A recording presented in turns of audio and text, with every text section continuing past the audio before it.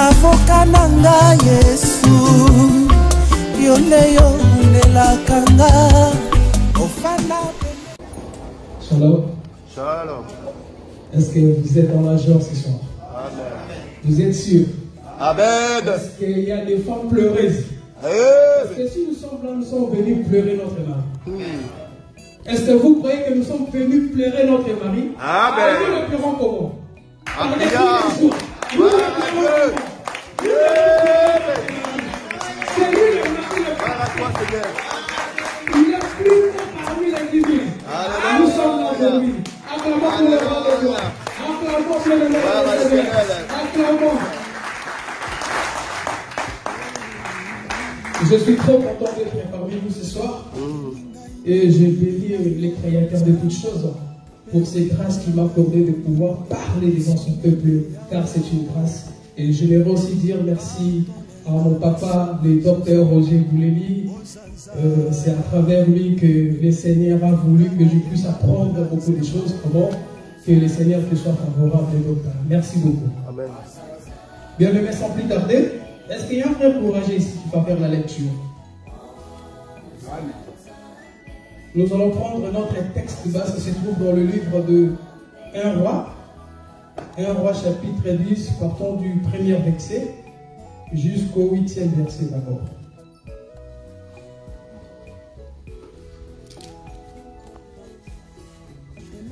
Béni au nom de Jésus. Amen.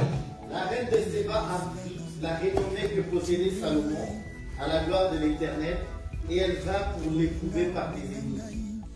Elle arriva à Jérusalem avec une suite fort nombreuse et avec des chameaux portant des aromates, de l'or en très grande quantité et des pierres précieuses.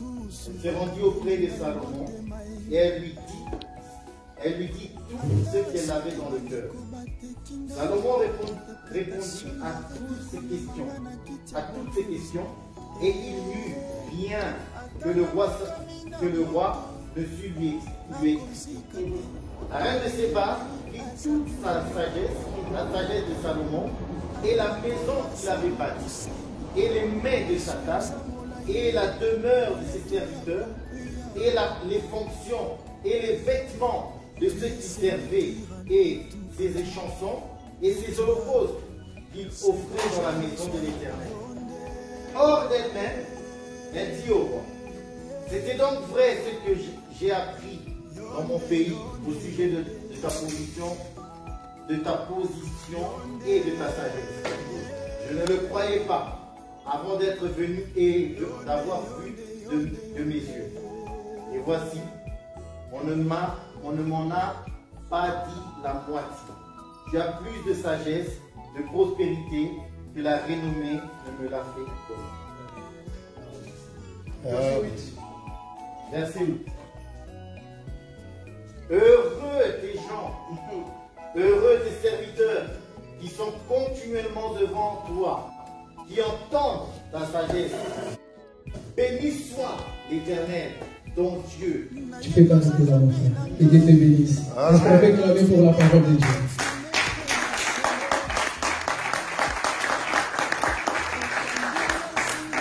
Ici, la Bible nous dit que quand la reine de Séba a pris la renommée que Salomon possédait à la gloire de l'Éternel, elle vint pour le prouver.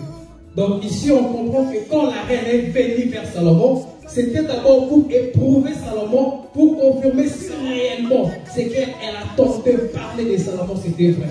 Donc ici, je ne parlerai pas de renommée, mais je vais parler de quelque chose qui est très important. Parce que dans le chapitre 8, verset 8, pardon, la Bible nous dit que Salomon répondit à toutes ces questions. Il n'y a eu rien que le roi n'ait su lui expliquer.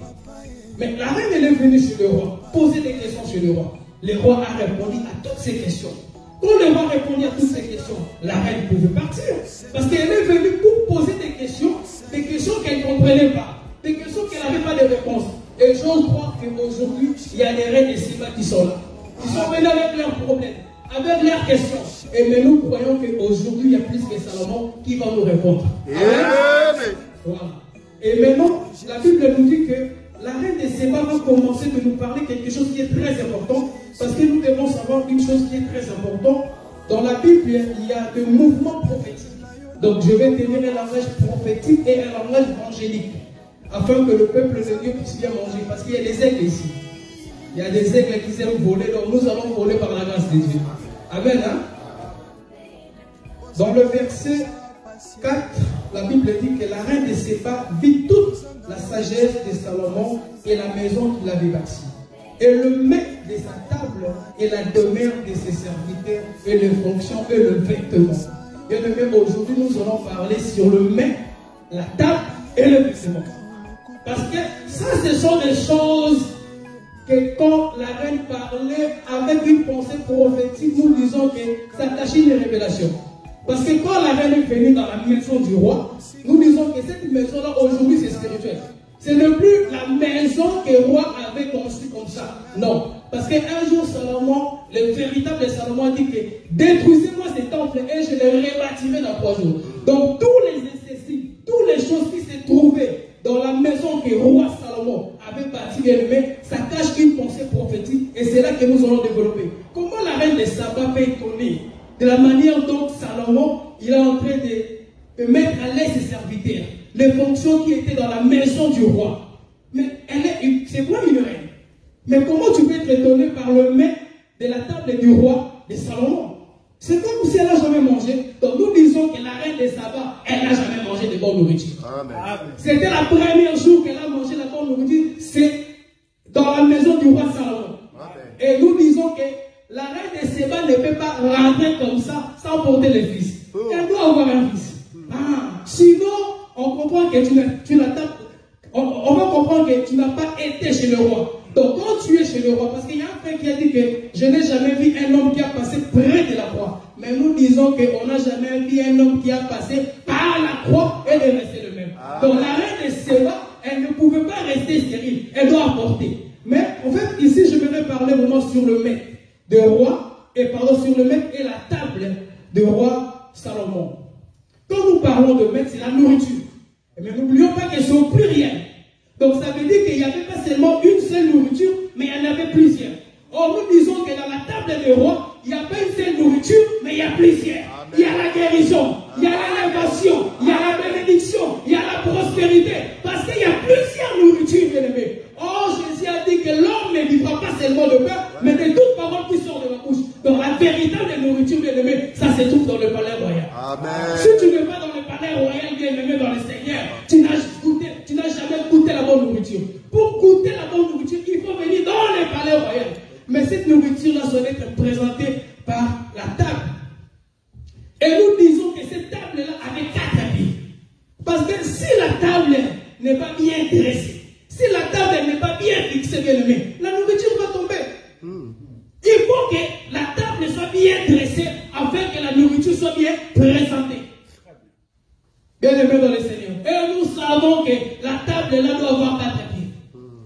Dans le livre de Genèse chapitre 2 verset 10, la Bible nous dit qu'il y avait un jardin qui sortait. Il y avait un jardin qui sortait et ce jardin-là se divise en 4 parts. Pour arroser quoi? Pour arroser les jardins. Or nous disons que les jardins n'est rien d'autre que la femme du roi. Nous disons que les jardins n'est rien d'autre que la reine de Séba. Parce que la reine de Séba doit être arrosée par 4 manières. Aujourd'hui, nous sommes dans la palais royal. Nous devons être arrosés par la 4 manières, bien-aimés. Si nous ne sommes pas arrosés par la 4 manières, bien-aimés, nous n'allons pas porter un enfant, bien-aimé. Amen. Pour porter un enfant, pour que, parce que, écoutez bien-aimé, parce que la reine de Séba, comprenez que c'est une étrangère. Elle vient de quelque part. Parce que je vais parler aussi de 2 peuples. Il y a un peuple qui vient de quelque part. Il y a un peuple qui était dans le palais royal. Parce que quand la reine est venue, il y avait un peuple. Le peuple là qui travaille pour le Seigneur. Et nous allons aussi parler le peuple qui travaille dans le palais royal. Donc bien aimé, ici on comprend que la véritable nourriture doit être présentée par 4 manières. Ce n'est pas mauvais de prêcher doctrinalement, oui. C'est l'un des pieds de la table. Mais pour que la femme soit rassasiée, bien aimé dans le Seigneur, il faut que les 4 manières de parler, par la révélation, prophétie, par la doctrine, connaissance, afin que cette femme-là soit bien arrosée. Mais, bien aimé dans le Seigneur, la reine va parler aussi sur les vêtements. Parce que ce sont des choses qui ont frappé la reine. La reine a été frappée à la manière dont elle a vu la maison a été abattie par les choses qu'elle voyait dans la maison maison du roi. Elle était étonnée, bien aimée dans le Seigneur. Nous devons parler de ces choses. Or, nous savons, quand nous travaillons pour le roi, nous devons avoir des vêtements qui montrent que nous travaillons pour le roi. Tu ne peux pas travailler pour le roi si tu n'as pas le vêtement qui montre que tu travailles dans le palais royal.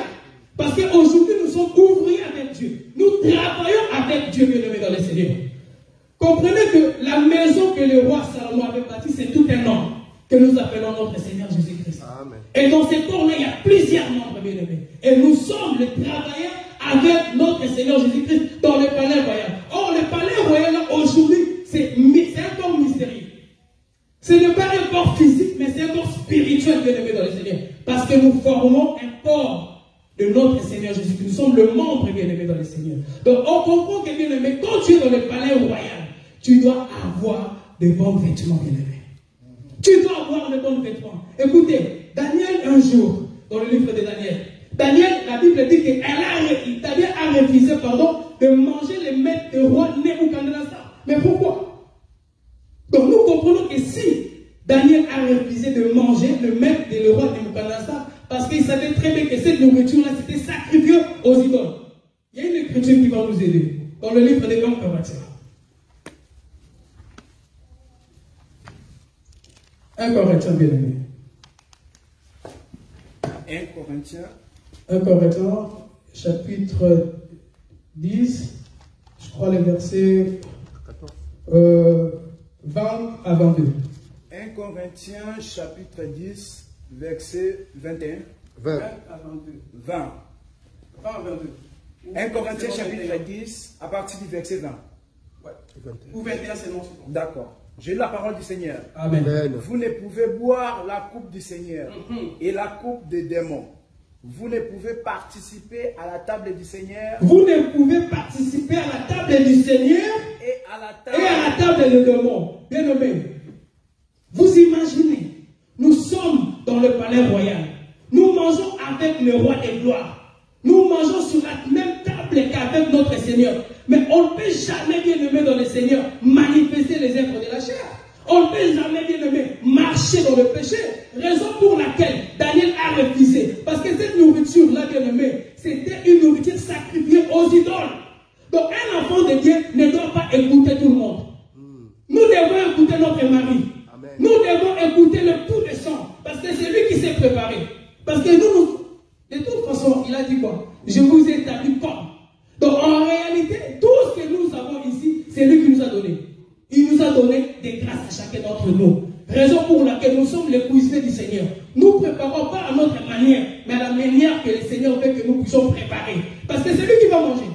C'est lui qui va manger cette nourriture-là d'abord. Parce que le premier consommateur quand nous prêchons ici, c'est l'Éternel. Nous prêchons Dieu. Ne soyez pas étonnés, bien aimés. Ici, nous prêchons Dieu. Amen. Et Dieu se prêche aussi lui-même. Amen. Hein? Mais le problème qui est là, en fait, qui m'intéresse, parce que par rapport aux vêtements, la reine a vu les travailleurs, les gens qui travaillent dans la maison du roi, ils portaient des vêtements. Et nous disons que ces vêtements, c'était propre. Bien-aimés dans le Seigneur, la Bible déclare que revêtez-vous de Christ. Christ est notre vêtement. Si réellement nous travaillons pour le Seigneur, nous devons avoir des vêtements qui montrent réellement que nous sommes les travailleurs du roi. Mais comment ça se fait qu'aujourd'hui nous voyons dans le palais royal, il y a d'autres personnes, bien-aimées, qui ont des vêtements, mais leurs vêtements c'est sale. Jésus a dit qu'il y avait un roi qui avait organisé une fête, il a invité des invités. Mais quelqu'un qui n'avait pas l'habit de noces, cette personne était rejetée. Aujourd'hui nous sommes là, nous mangeons à la table du roi, comme Judas. Judas a mangé, a participé. Mais Judas, pourquoi trahir Jésus? Parce que Judas, il n'avait pas de vêtements qui montraient qu'il travaillait pour le roi de gloire, bien-aimé. Nous devons avoir le vêtement. Parce que le vêtement, là, bien-aimé dans le Seigneur, ça va nous aider à accéder dans le royaume des cieux. Le vêtement, là, nous disons que c'est le vêtement de gloire. Le vêtement, là, nous disons que c'est notre comportement. La manière dont nous nous comportons, bien-aimé. Comment tu peux participer à la table du roi, bien-aimé, mais avec ton frère, vous ne parlez pas? Tu fais qu'inciter les gens. Tu fais que critiquer les gens, bien-aimé. Comment ça se fait? Ce n'est pas normal, bien-aimé dans le Seigneur. Parce que tu as le vêtement qui montre que tu travailles pour le roi. Tu dois être un exemplaire, bien-aimé. Parce que nous sommes là, bien-aimés dans le Seigneur, pour écouter la parole. Et cette parole doit nous transformer, doit nous changer, afin que nous puissions accéder dans le royaume de Dieu. Comment tu veux que la renommée de notre Seigneur Jésus-Christ puisse atteindre partout dans le monde si toi tu ne te comportes pas bien. Parce qu'il y a des peuples. Il y a un peuple que la reine a trouvé. Et la reine aussi représente tout un peuple qui vient du dehors, bien aimé dans le Seigneur. Mais quand ce peuple-là est venu du dehors, ils ne sont plus rentrés. Parce qu'en venant chez Jésus, bien aimé, tu ne rentreras plus. Tu ne rentreras plus. Parce qu'en Jésus, il y a tout dedans, bien aimé dans le Seigneur. Dans le palais royal, nous disons qu'il y a tout. Dans le palais royal, le miracle. Dans le palais royal, il y a tout, bien aimé dans le Seigneur. Il y a l'élévation. Raison pour laquelle nous devons demeurer dans cette palais-là. La reine de Séba, prophétiquement parlant, elle n'était pas retournée. Elle est restée, bien aimée. Parce que historiquement, la reine de Séba, elle a eu un enfant avec le roi Salomon. Nous le savons très bien, bien aimé dans le Seigneur. Alors, celui qui a le fils a la vie. Amen. Mais celui qui n'a pas le fils n'a pas la vie. Donc, la reine de Séba, avant, elle n'avait pas de vie. Mais après avoir rencontré le roi de gloire, le véritable Salomon, bien aimé dans le Seigneur, elle a apporté un enfant. C'est à ce moment-là, bien aimé, elle a commencé à respirer. Amen. Parce qu'avant, elle ne respirait pas. Les nations, nous, on ne respirait pas avant. Parce qu'on n'avait pas le fils en nous. Parce qu'on n'avait pas le droit de citer en Jérusalem. Il a fallu que le véritable Salomon puisse mourir à la croix de Golgotha. C'est ça le véritable renommé qui a attiré toutes les nations du monde afin de comprendre qui est cet homme-là. Qui est cet homme-là qu'on entend parler de Jésus? C'est lui qui résout le problème de tout le monde, bien-aimé dans le Seigneur. Je sais que nous avons des problèmes. Nous avons des soucis, bien-aimés. On se pose des questions. Tu te dis que j'ai un projet. J'ai envie de réaliser ce projet-là dans 3 ans, dans 4 ans. Mais je ne sais pas comment je dois faire. Je ris en ce moment. Mais laisse-moi te dire que le véritable Salomon va répondre à tes soucis. Tu te poses des questions. Ça fait tant d'années que je suis malade. Je me pose des questions. Bien-aimé, la femme de 38 ans, elle s'est posé des questions. Mais le jour où elle a rencontré le véritable Salomon, qui est notre Seigneur Jésus-Christ bien-aimé, elle a eu la réponse de sa vie. Et j'ose croire qu'aujourd'hui, bien-aimé, nous aurons nos réponses que nous posons, des réponses qui nous dépassent, des questions qui nous dépassent, et nous aurons des réponses par la grâce de Dieu bien-aimé dans le Seigneur. Mais le problème qui est là, c'est quoi? C'est qui est très important. Le frère Boyeva, si tu peux m'aider, toujours dans le livre de 1 roi.